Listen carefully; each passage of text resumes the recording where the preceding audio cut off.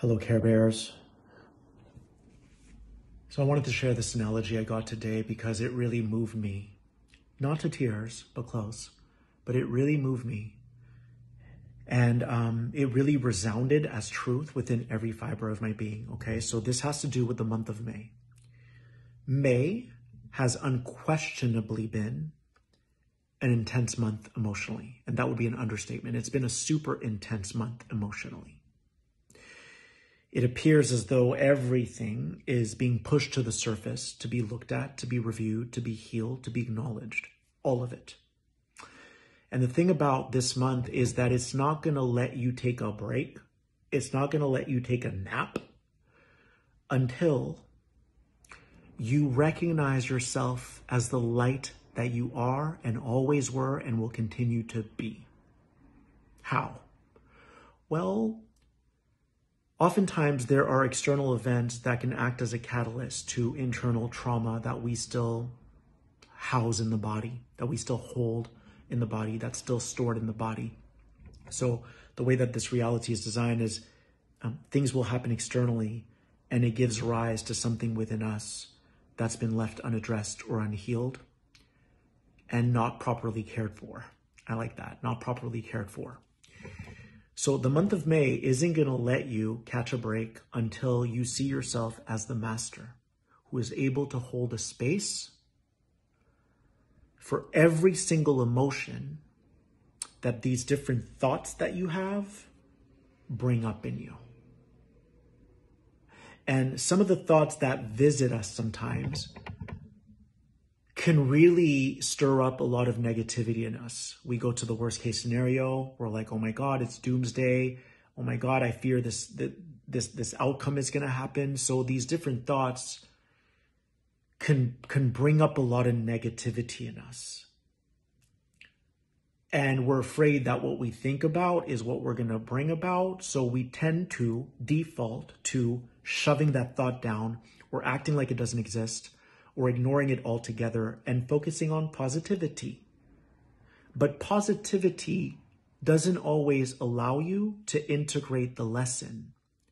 And a lot of people will meditate to try to float above or to try to fly above hell, i.e., these negative emotions that we feel. But that doesn't always fix the problem, because sometimes we have to remember that we are here to become the light within hell.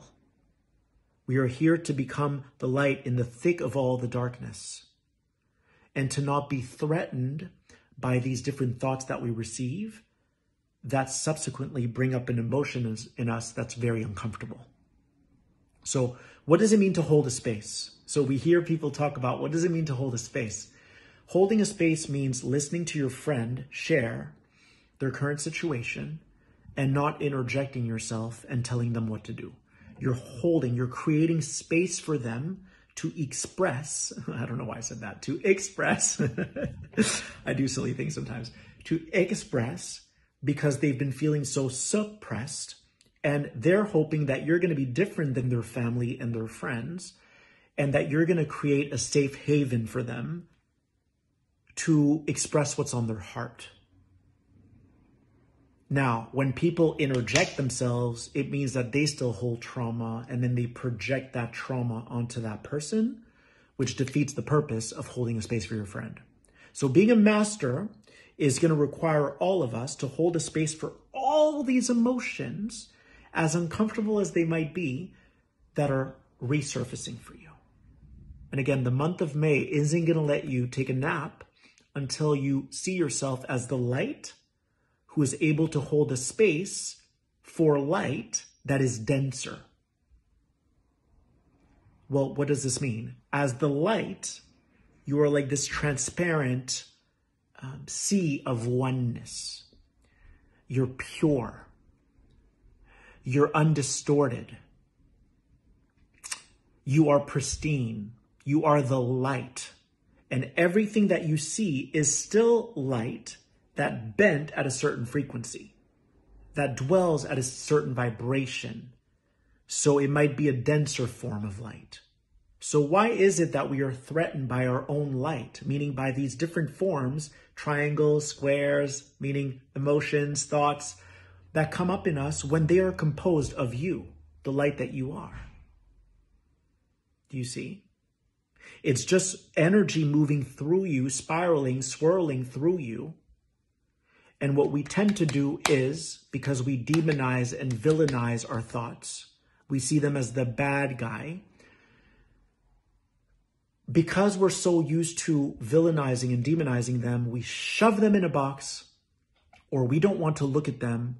We ignore them and we turn them away. So I got this beautiful analogy tonight, and I'm going to get to it.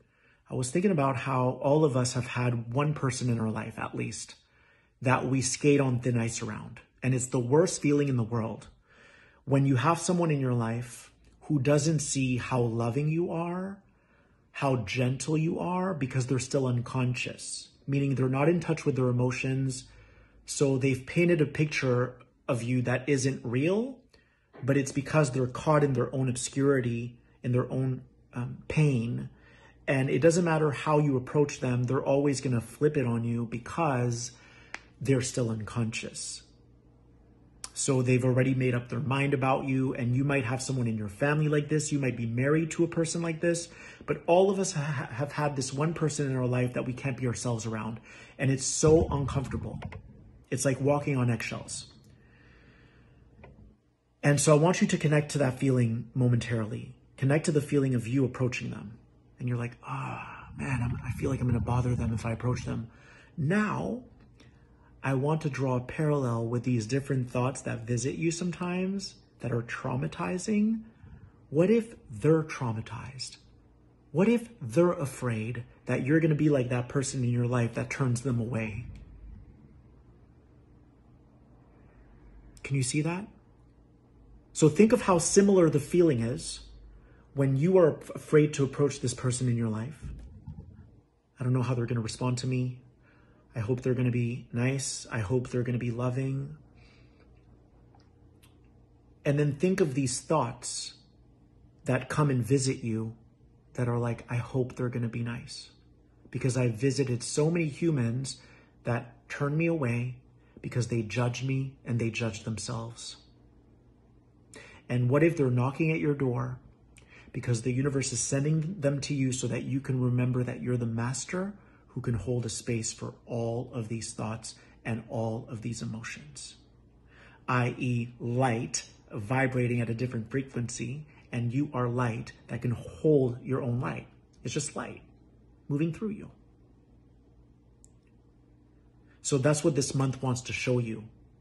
It wants to show you that you have the capacity to keep your heart open, to not define these thoughts as being bad. Oh my God, I'm having a thought. Something horrible is going to happen to me. You're judging that thought.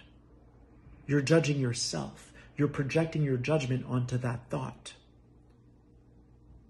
So what if the month of May wants you to undo that judgment? It wants you to peel off that sticker of judgment that everyone else has placed on that thought. And it's asking you to hold a safe space for it. A safe space for it. And as you do that, and you breathe and you allow all of it, even if it's super uncomfortable, you're opening up your bandwidth. You're stretching your mind. You're widening your capacity to be able to hold many realities simultaneously. Many dimensions simultaneously. And you know why it's happening in May? Because you're being readied to step into a higher responsibility. And that higher responsibility is going to require you. It's going to require you to be able to handle these energies that are coming up for you now. That are coming up for you now. Similarly to saying, how do you expect to be a mom of 3 if you can't even handle your husband? So we want you to feel everything that your husband's bringing up in you so that you can hold a space for all of these energies, your 3 future children that you're going to have. And once you have those 3 future children, you're going to be like a master. You're good. You're masterfully handling the situation. Okay, so that's what's happening this month, and you won't be able to avoid it. Because every time you go unconscious, the month of May is going to say, hey, you're falling asleep at the wheel. Wake up. Unconscious, wake up. Unconscious, wake up. You are the light. You are the light. You are the light. We need you to be the light in hell. We need you to be the light in heaven. We need you to be the light on every floor of the universal building. Because meditating to bypass the lower dimensions isn't sufficient anymore. You have to learn to be this beacon of light, bearing your light on everyone, every thought, every emotion that comes to pass. I love you.